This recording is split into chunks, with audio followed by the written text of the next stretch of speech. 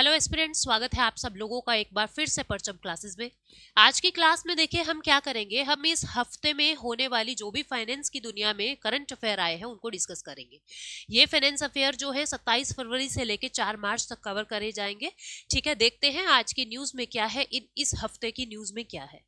उससे आगे बढ़े उससे पहले आपको एक इम्पॉर्टेंट इन्फॉर्मेशन मैं आपको शेयर करना चाहती हूँ। हमारी परचम ऐप पर एसएससी जनरल अवेयरनेस का 2024 को टारगेट करते हुए एक बैच आया है। एसएससी जनरल अवेयरनेस का बैच आया है 2024 स्पेशल के लिए। 2024 में होने वाले जितने भी एसएससी से रिलेटेड एग्जामिनेशन है, वनडे एग्जामिनेशन है, उन सब के अंदर ये बेनिफिशियल रहेगा। इसके अंदर आपको history, geography, polity, economics, science, static GK, ये सब कुछ आपको मिलेगा। ये सारा का सारा फॉर्मेट आपको रिकॉर्डेड फॉर्मेट में मिलेगा। ये सारी की सारी क्लासेस आपको रिकॉर्डेड फॉर्मेट में मिलेगी, यानी कि डे 1 पे आपके हाथ में आपका सिलेबस होगा। आप अपनी कन्वीनियंस के अकॉर्डिंग उसको देख सकते हो। पीडीएफ्स जो है उनको डाउनलोड कर सकोगे। Previous year mock test papers, ये सब कुछ आपको साथ में ही मिलेगा। तो आप लोग इनरोल कर सकते हो। और डिटेल अगर आपको जाननी है इस बैच के बारे में, आप डिस्क्रिप्शन बॉक्स से लिंक लीजिए, ऐप का लिंक पे पहुंचिए और फिर आप उसकी जानकारी प्राप्त कर सकते हैं। ठीक है, देखते हैं इस हफ्ते की न्यूज में क्या है। देखो, सबसे पहली न्यूज जो है अपनी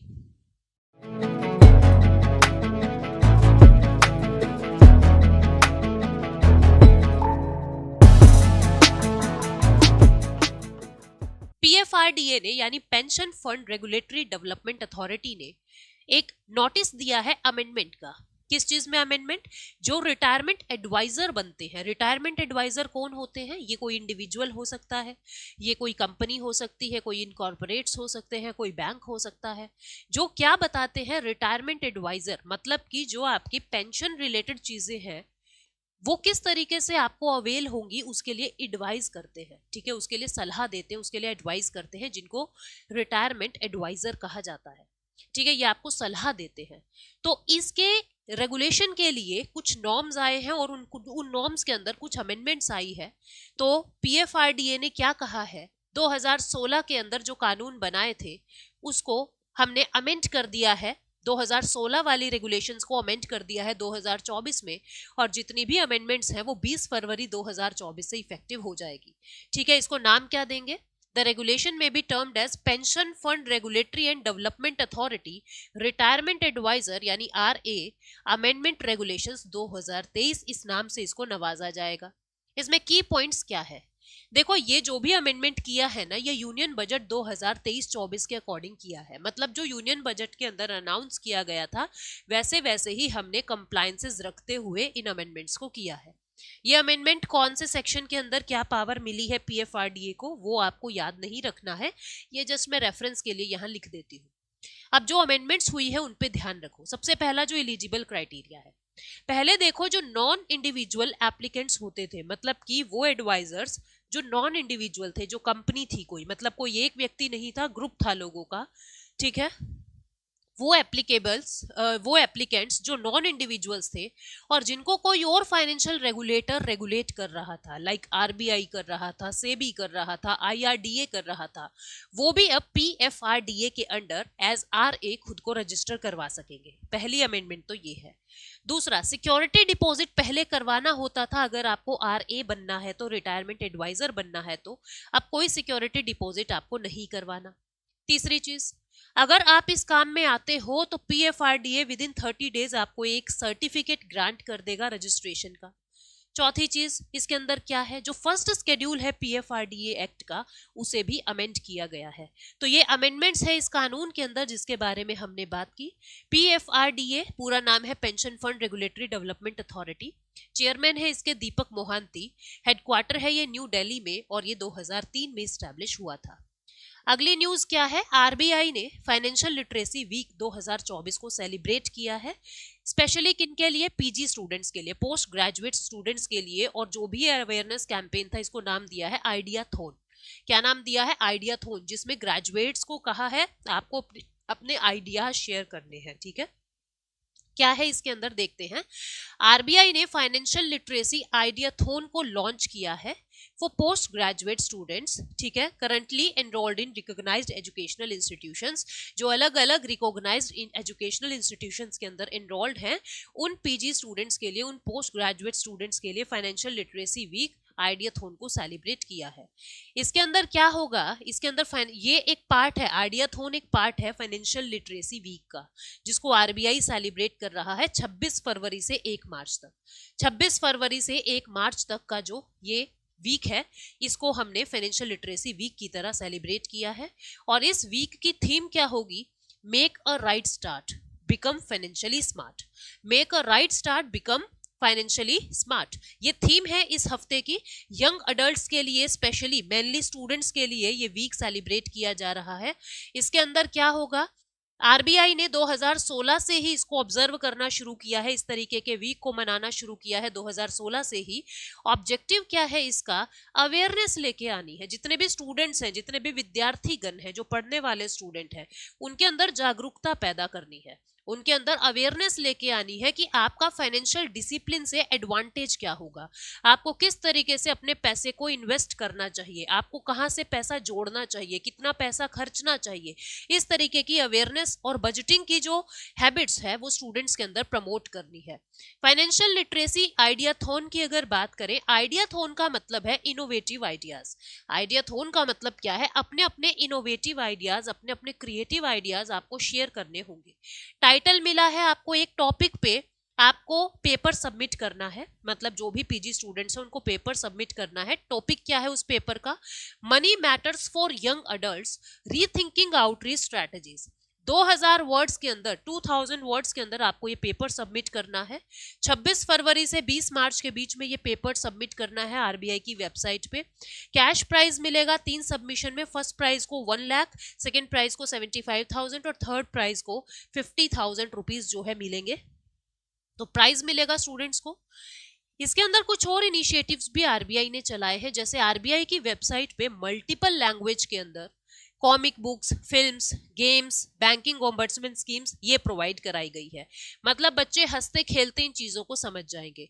दूसरा, national centre for financial education, ये क्या करता है, कुछ फाइनेंशियल एजुकेशन प्रोग्राम्स को ऑफर कर रहा है, ठीक है, फाइनेंशियल लिटरेसी को इनहेंस करने के लिए कुछ फाइनेंशियल एजुकेशन प्रोग्राम्स को इनहेंस कर रहा है, यानी कि उनको प्रोवाइड करा रहा है। फिर national strategy on financial education, ये 2025 की नेशनल स्ट्रेटजीज है। It is developed to promote financial literacy nationwide, पूरे राष्ट्र के अंदर फाइनेंशियल लिटरेसी यानी कि वित्तीय साक्षरता को बढ़ाने के लिए ये काम किया जा रहा है, ठीक है, रेगुलेटर्स और स्टेक होल्डर्स को लेके। आरबीआई की अगर हम बात करें तो आरबीआई जो है वो गवर्नर है उसके शक्तिकांत दास। आरबीआई के गवर्नर कौन है, आरबीआई के गवर्नर है शक्तिकांत दास। डिप्यूटी गवर्नर है स्वामीनाथन जानकी रमन पहले, दूसरे हैं माइकल देबपात्रा, तीसरे हैं एम राजेश्वर राव और चौथे हैं टी रविशंकर। 1 अप्रैल 1935 को यानी 1 अप्रैल 1935 को इसका एस्टैब्लिशमेंट हुआ है। हेडक्वार्टर मुंबई महाराष्ट्र में है। तो ये फाइनेंशियल लिटरेसी वीक सेलिब्रेट किया गया है।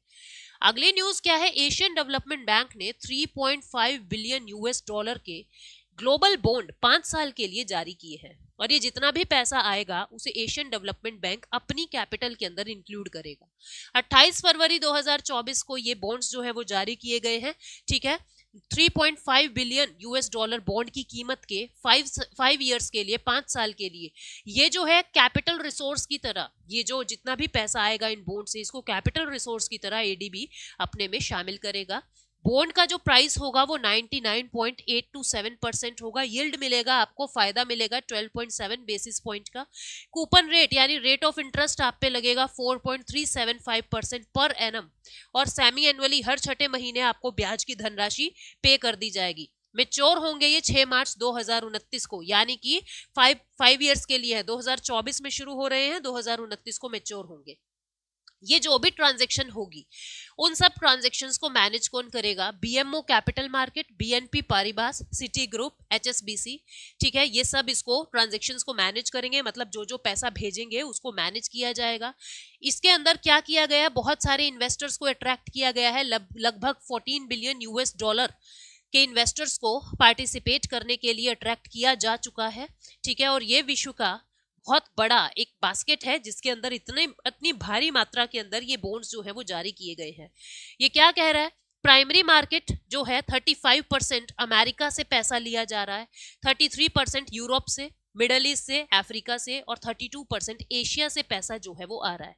50% पैसा इसमें बैंक्स लगा रहे हैं, 37% सेंट्रल बैंक्स लगा रहे हैं और ऑफिशियल इंस्टीट्यूशंस लगा रहे हैं, और 13% पैसा फंड मैनेजर जो है वो इसके अंदर लगा रहे हैं। ठीक है, एशियन डेवलपमेंट बैंक की बात करें तो इसके प्रेसिडेंट है मसात्सुको आसाकावा, हेडक्वार्टर है इसका मेट्रो मनीला फिलीपींस के अंदर। ये 1966 में बनके तैयार हुआ है और मेंबर है 68 मेंबर कंट्री, और 49 इस रीजन से है यानी एशिया से है। अगली न्यूज क्या है, एनजीईएल और Maha GENCO Mahagenco signed joint venture agreement to develop RE parks in Maharashtra.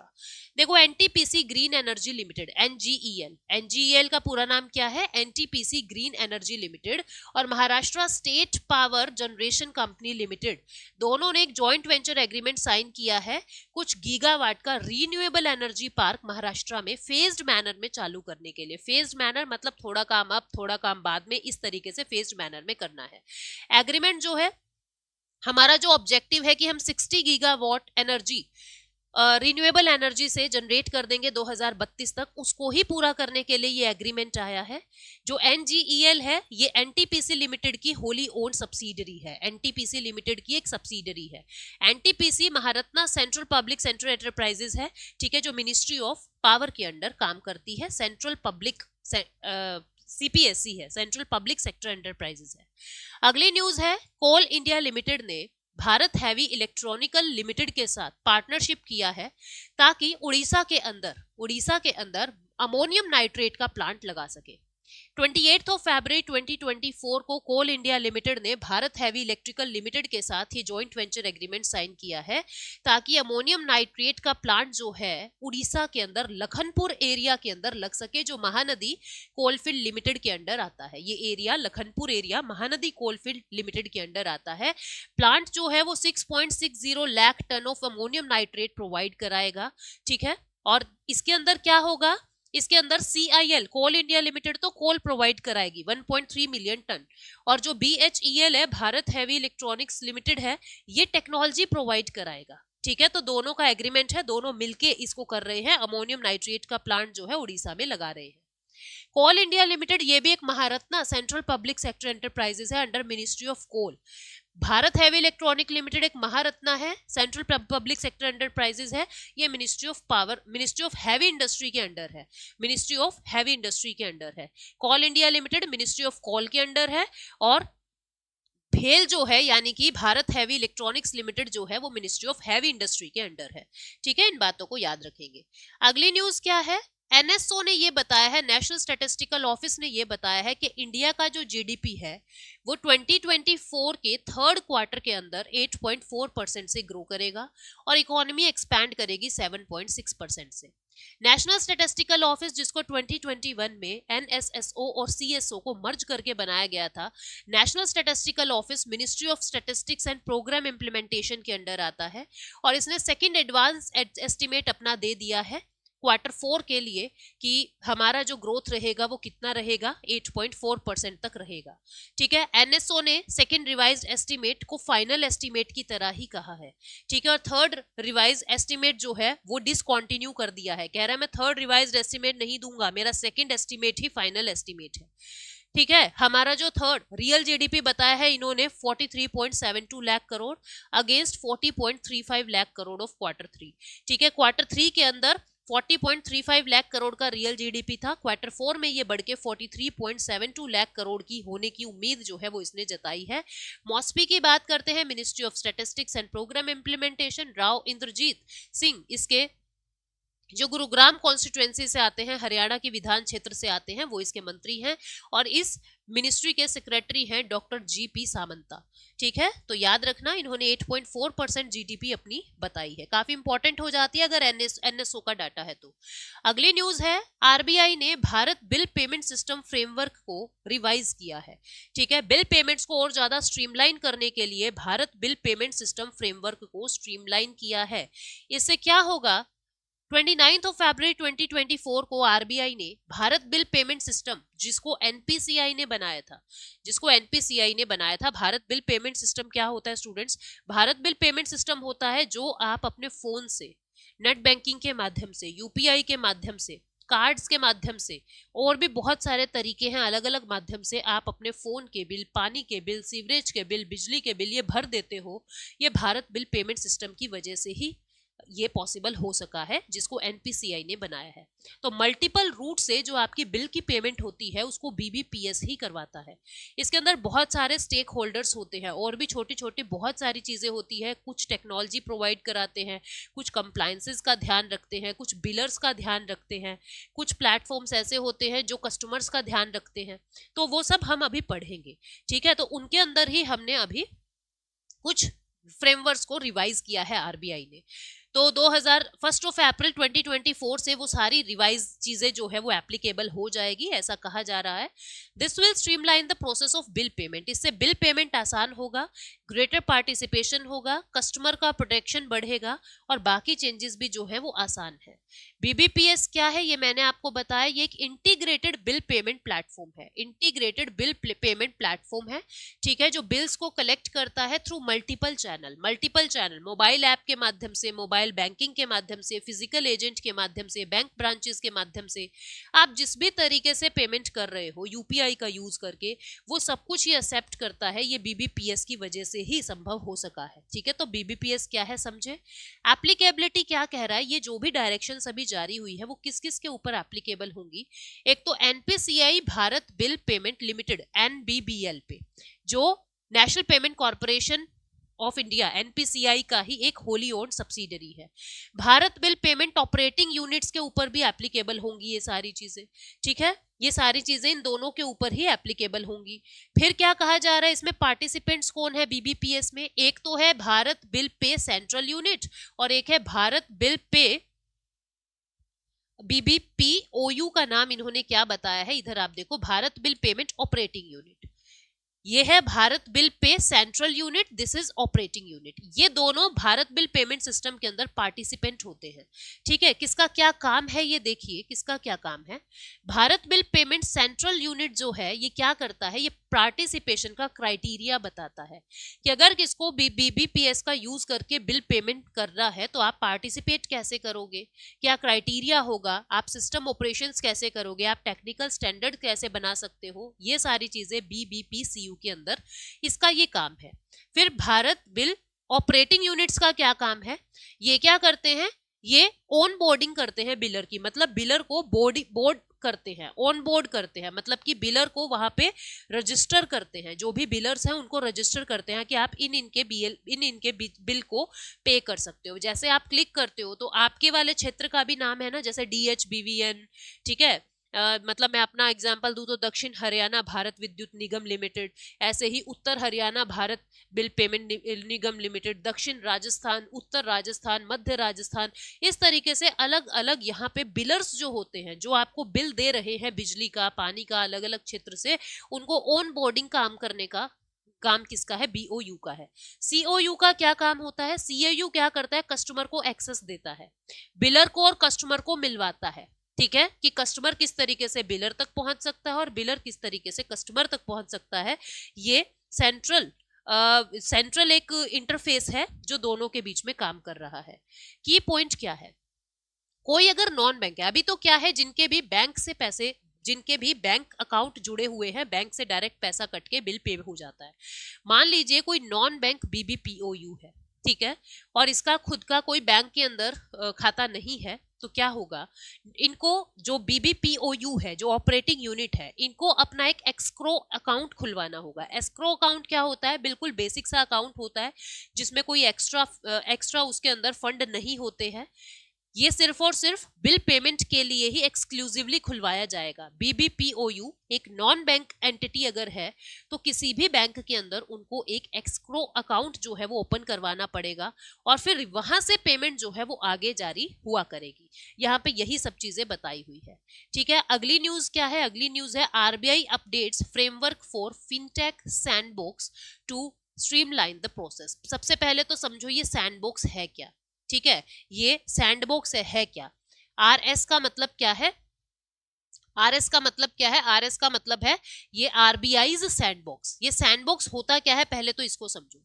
इसको एस्टैब्लिश किया था 2019 में, ठीक है, किसकी रिकमेंडेशन पे? फाइनेंशियल टेक्नोलॉजी और डिजिटल बैंकिंग की जो फाइनेंशियल स्टेबिलिटी और डेवलपमेंट बोर्ड सेटअप किया गया था, उनकी रिकमेंडेशन पे ये सैंडबॉक्स बनाया गया। सैंडबॉक्स क्या करता है? जितने भी न्यू प्रोडक्ट्स आते हैं आरबीआई की दुनिया में, कोई ऐप आई है, कोई सॉफ्टवेयर आया है, जितने भी न्यू प्रोडक्ट आते हैं उनकी लाइव टेस्टिंग करता है, उनकी लाइव टेस्टिंग करता है सैंडबॉक्स, ठीक है। तो ये है सैंडबॉक्स। अब ये समझ गए?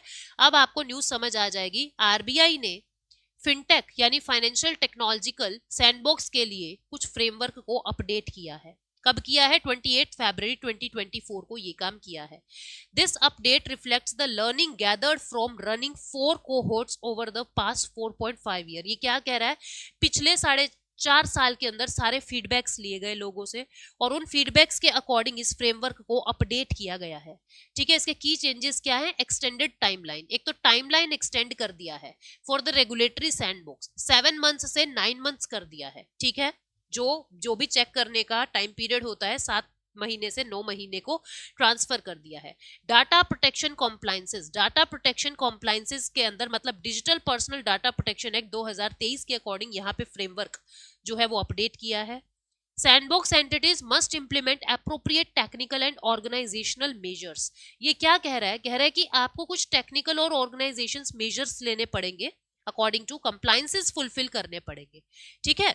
तो ये पूरी न्यूज थी जिसके बारे में हमने बात की है।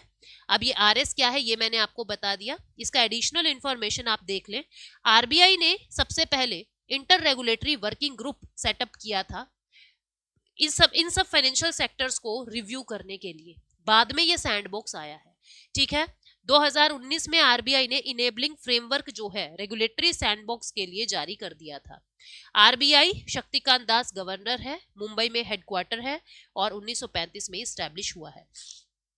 Now the next news is NIPL ने और यूरो बैंक ने एनपीसीआई इंटरनेशनल पेमेंट लिमिटेड यानी एनआईपीएल ने और यूरो बैंक ने दोनों ने मिलके इनवर्ड रेमिटेंसेस के लिए, मतलब जो फॉरेन से इंडिया के अंदर रेमिटेंसेस आएंगे उनके लिए यूपीआई के अंदर कुछ एमओयू, यूपीआई को यूज करते हुए कोई एमओयू साइन किया है, ठीक है। इससे क्या होगा? इससे ये होगा कि जितने भी फॉरेनर्स हैं और भारत में रेमिटेंस भेजना चाहते हैं आसान तरीके से इंटरनेशनली पूरे भारत के अंदर जो है ये एमओयू क्या बताएगा?